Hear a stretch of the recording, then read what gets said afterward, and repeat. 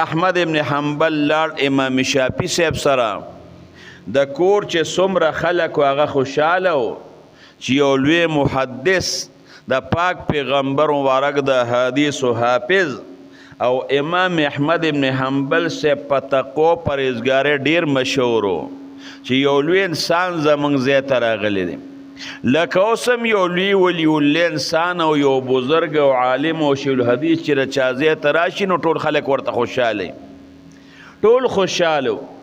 د امام شافعي صاحب لوڼه وې ماشومانې وې نابالغه وې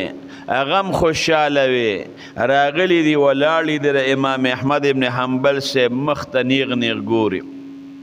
امام شافعي صاحب چې کله د ماښام ټیم ماښام او د ماسوتن په مابین کې وخت شو درستخان یې وغوړو چې څه کور کې تیار و هغې روغکل کېښودل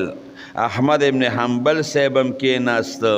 ورسره د هغې ځای چې کوم علما دي راغلي هغه هم کېناستل په درستخان باندې ډوډۍ ته کېناستل خوراک یې کوم امام احمد ابن حنبل صاحب خوراک زیات وکړ حالان کې چې کم اتقیا دي او نیکان خلق دي نو خوراک به کم کوي داسې بسیاره خوراک د هغې نه په احادیثو مبارکو کې منع راغلی ده ډېر بسیاره خوراک نه دی پکار نو امام احمد ابن حنبل صاحب خوراک زیات وکړ